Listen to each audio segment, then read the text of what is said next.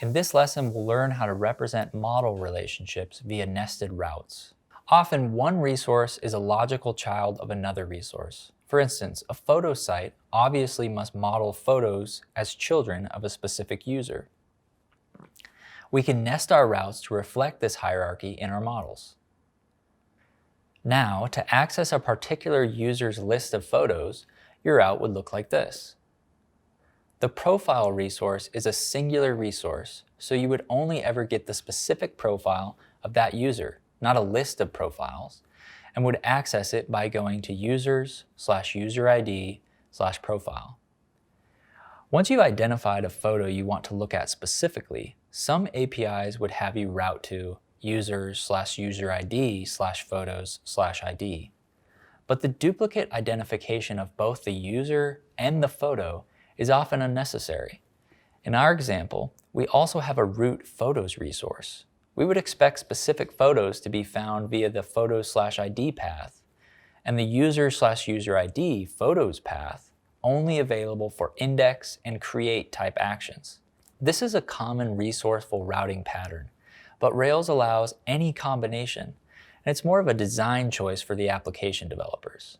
We could also namespace the controller. First, we would add the module option to the photos resource in the routes file. Now, our application's router will expect that the photos controller will exist in the user's namespace. The photos controller should be saved to app/controllers/users/photos controller, and the file should look like this. It's also common to see namespacing used to separate the API portion of an application into different versions. This is not the only method of versioning an API, but URL-based versioning is fairly common. Now, our route to create a photo would look like this, and the controller in this case would be expected to be at this location. We'll do this next part together. Let's again go to our projects directory and generate a new Rails application.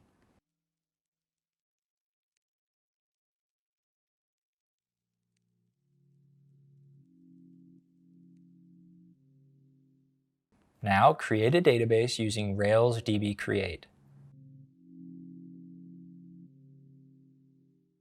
We then need to create a user model and a photo model.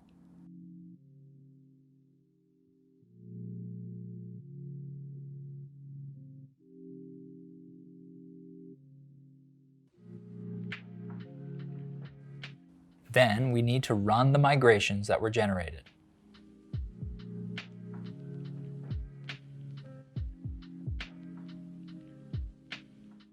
Next, let's edit our config's route file to look like this.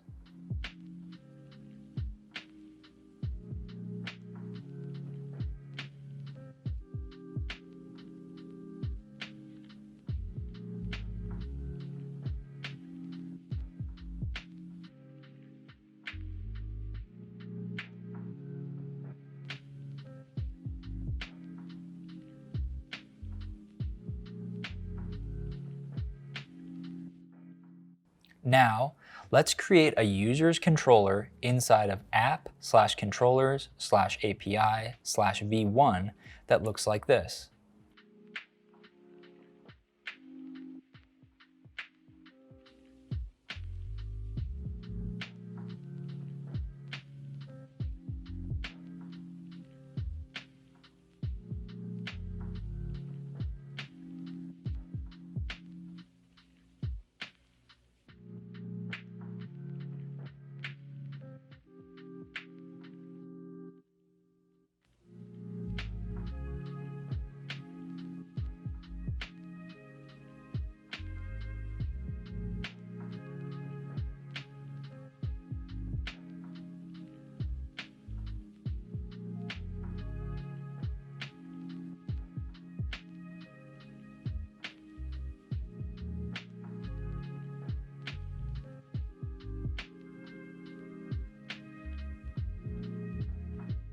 And we need to have a photos controller file inside of app/controllers/API/v1 that looks like this.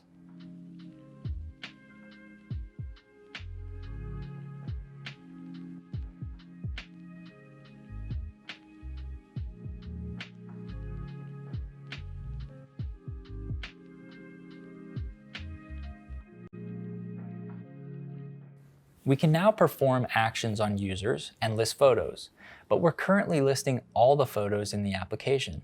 We don't want users seeing all photos, we just want them to see their photos. The user has multiple photos and we want to list those for that user, but the app has multiple photos for multiple users. We want to represent in our API that you can list photos for a specific user, not all the photos. To accomplish that, we will nest our resources in the routes file. Move the photos resource to be inside of the users resource.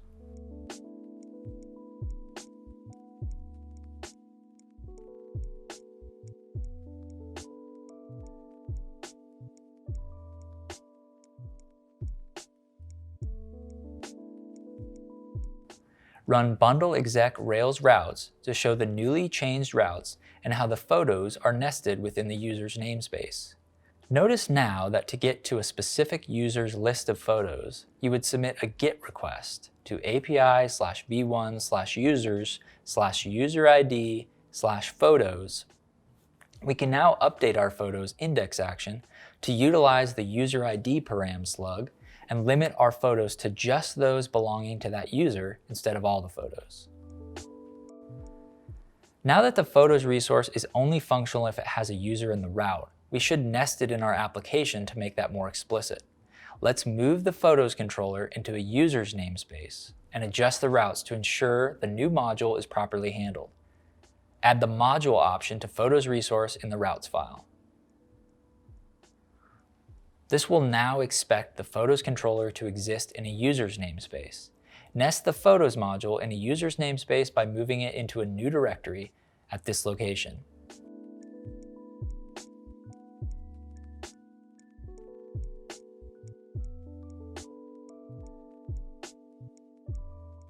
And adjust the module nesting in the file like this. Use bundle exec Rails routes to verify the changes.